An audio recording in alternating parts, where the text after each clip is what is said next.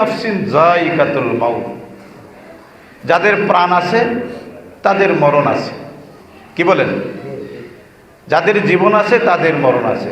মরণের আগে পরকালের কিছু পুঁজি নিয়ে যেতে হবে। পরকালের পুঁজি মরণের আগে। এই জন্য প্রত্যেকটা মানুষ দুনিয়া এবং আখেরাতের চিন্তা ভাবনা করে মরার জন্য প্রস্তুতি নিতে হবে। কি বলেন? নামাজ, রোজা, হজ, যাকাত, কথাবার্তা, চলাফেরা, উঠা বসা কন্ট্রোলের ভিতরে করতে হবে। আল্লাহ এবং আল্লাহ রাসূল যেন খুশি হয়, যেন রাজি হয়, এইভাবে চলতে হবে। কি বলেন? কেউ কি বাঁচবে? যাকে সৃষ্টি না করলে আকাশ, গ্রহ, চন্দ্র, সূর্য কিছুই সৃষ্টি করতেন না, সেই রাসূল কি দুনিয়াতে আছেন? তিনি কি মরণের স্বাদ গ্রহণ করে নাই? করেছে। তিনিও দুনিয়া ছেড়ে চলে গিয়েছেন। প্যারে হাজিরিন, আমরাও যাব, আপনারা যাবেন। দুনিয়া হে মুসাফির খানা,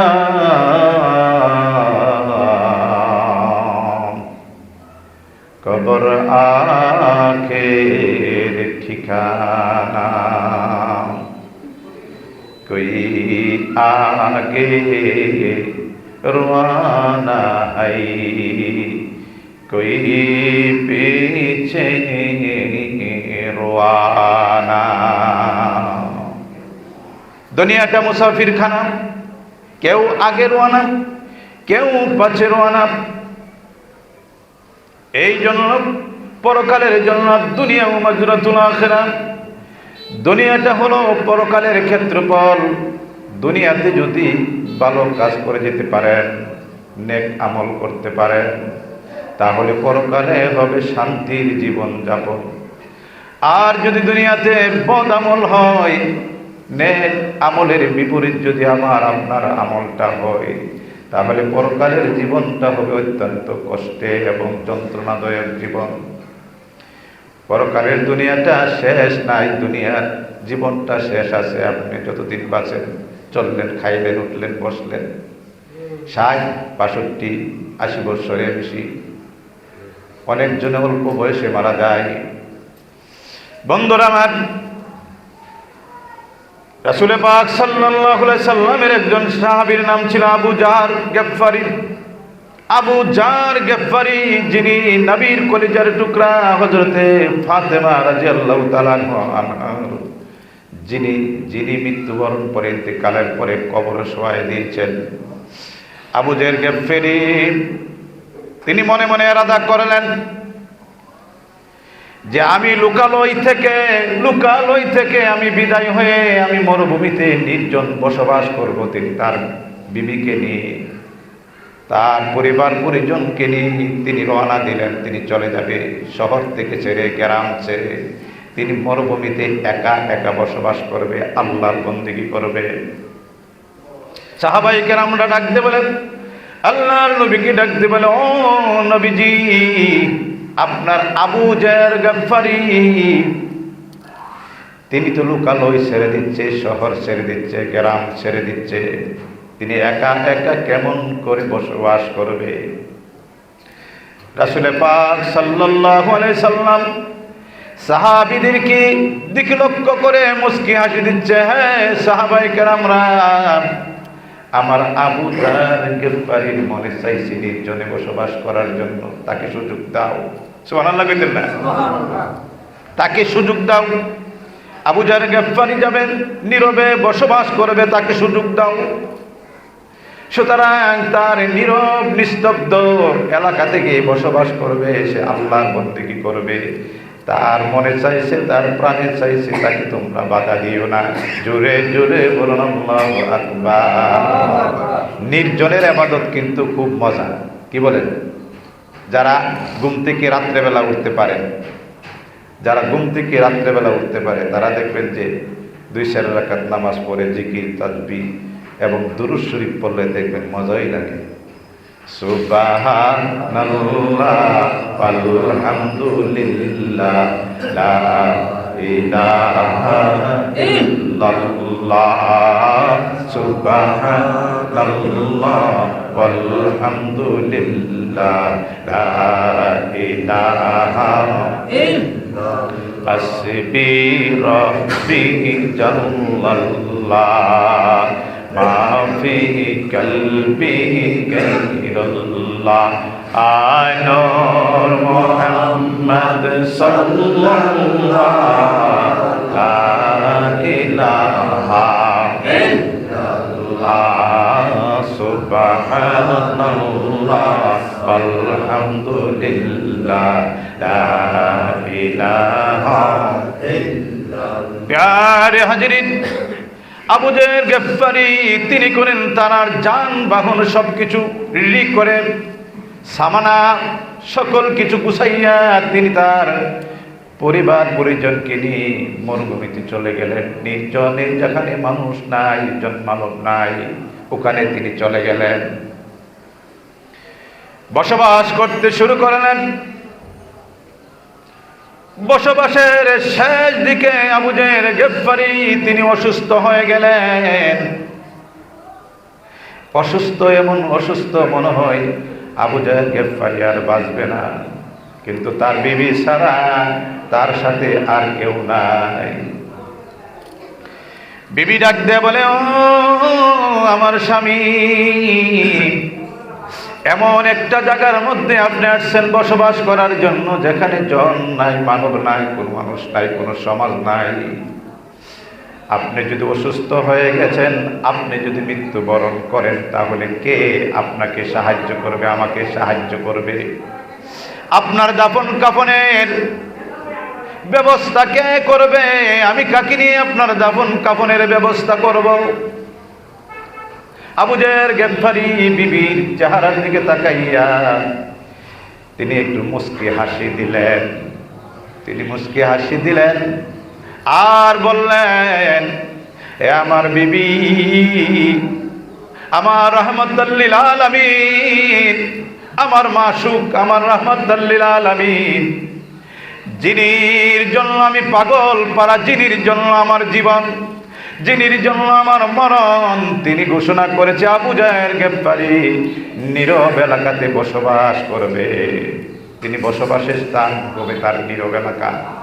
কিন্তু আবু জাহেল গিফারি যখন মারা যাবে, তার জানাজার মধ্যে হাজার হাজার মানুষ হবে। জোরে জোরে বলুন আল্লাহু আকবার।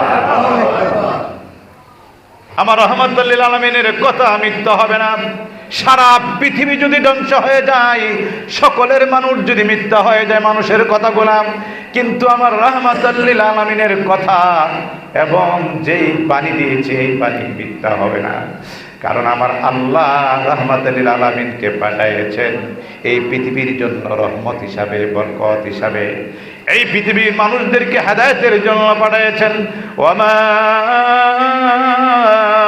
আরসালনাকা ইল্লা রাহমাতাল লিল আলামিন। আমার বন্ধুকে রহমত, আমার রাসূলকে এই পৃথিবীতে রহমত হিসাবে পাঠিয়েছেন। আল্লাহ বলেন আমার বন্ধু হলো পৃথিবীর জন্য রহমত, পৃথিবীর জন্য বরকত। জোরে জোরে বলুন আল্লাহু আকবার। সাল্লাল্লাহু আলা মুহাম্মাদ সাল্লাল্লাহু আলাইহি ওয়াসাল্লাম। সাল্লাল্লাহু আলা মুহাম্মাদ সাল্লাল্লাহু আলাইহি ওয়াসাল্লাম। এই জন্য বেশি বেশি করে দুরূদ পড়েন, বেশি বেশি করে দুরূদ পড়বেন। যখনই অবসর হবেন দুরূদ পড়বেন, যখনই আপনি নীরবে জীবন যাপন করবেন দুরূদ পড়বেন, জিকির তেলাওয়াত করবেন। আপনার জিকির, আপনার দুরূদ গুলা আল্লাহর দরবারে হাজির হয়ে যায়। শাবান মাসের আমলগুলা অন্য মাসের আমলের চেয়ে শাবান মাসের আমলগুলা আল্লাহ প্রতিদিনের আমল আল্লাহর দরবারে পেশ করা হয়। জোরে জোরে বলুন আল্লাহু আকবার। আপনি সকাল থেকে বিকাল পর্যন্ত আমল করেছেন, রহমতের বরকতের ফেরেশতারা আপনার আমলটাকে, বাজেটটাকে আল্লাহ রাব্বুল আলামিনের দরবারে হাজির করেন।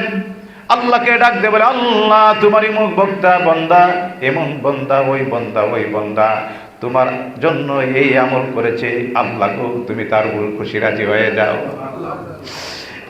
বান্দারা, এই জন্য রমজান মাসের আগে রজব এবং শাবান মাসের আমলগুলা আল্লাহ পাক খুব গুরুত্ব দেয়, এবং এই আমলগুলা খুব গুরুত্ব দিয়ে করা দরকার। বন্ধুরা আমার, আবু জাহেল গেফফারি মৃত্যুর শয্যায়, বিবি খুব ক্লান্ত। আবু জাহেল গেফফারি বিবির দিকে তাকাইয়া একটি মুস্কি হাসি দিয়ে ডাকতে বলে, ও আমার বিবি, আপনি একটু কাজ করেন, আমার থেকে একটু দূরে সরে গিয়ে, ওই যে আমাদের কাছে একটু উঁচু জায়গা আছে, এই উঁচু জায়গার মধ্যে আপনি গিয়ে দাঁড়ান। উঁচু জায়গার মধ্যে দাঁড়াইয়া লক্ষ্য করেন চতুর্দিকে কোনো মানুষের কাফেলা দেখা যায় কিনা। যদি কোনো মানুষের কাফেলা দেখা যায়, তাহলে ভাববেন আমি আবু জাহেল গেফফারির জীবনের, দুনিয়ার জীবন শেষ, সুতরাং আমার মৃত্যুর সময় এসেছে, আমি ইন্তেকাল করে ফেলব, সুতরাং দুনিয়ার সফর আমার জন্য সমাপ্ত হয়েছে। জোরে জোরে বলুন আল্লাহু আকবার। তিনি আবু জাহেল গেফফারিকে ছেড়ে দিলেন, ঘর থেকে বাহির হয়ে গেলেন। ঘর থেকে বাহির হইয়া তিনি উঁচু চূড়ার মধ্যে গিয়ে তাকাইলেন। চতুর্দিকে তাকানোর পরে দূরে একটা কাফেলা দেখা যায়, মনে হয় হাজার হাজার মানুষ হাজির হয়ে যাচ্ছে। আবু জাহেল গেফফারির স্ত্রী লক্ষ্য করে দেখলেন, যেখানে কোনোদিন মানুষজন আসে নাই, কোনো কাফেলা আসে নাই, আজকে দেখা যায় কাফেলার দল, মানুষগুলো আসতেছে, হাজার হাজার মানুষের একটা কাফেলা। তিনি আবার উচ্চ চূড়া থেকে নিচে নেমে আসলেন। নিচে নেমে এসে আবু জাহেল গেফফারিকে ডাক দে, হে আমার স্বামী, আমি দেখলাম বহুত একটা মানুষের কাফেলা আমাদের তাঁবুর দিকে আসতেছে। আবু জাহেল গেফফারি বিবিকে ডাক দেয়, বিবি গো, ও আমার বিবি, তোমার সাথে আমি জীবন যাপন করেছি, চলাফেরা করেছি, উঠা বসা করেছি, আমার সহধর্মিণী, তোমাকে কত আমি শক্ত ভাষা কথাবার্তা বলেছি, তোমার মনে কষ্ট দিয়েছি, অনেক সময় শাসন করেছি, ঠিক মতো ভরণ পোষণ দিতে পারে নাই, কাপড় চোপড় ঠিক মতো দিতে পারে নাই, খাদ্য বেশি দিতে পারি নাই।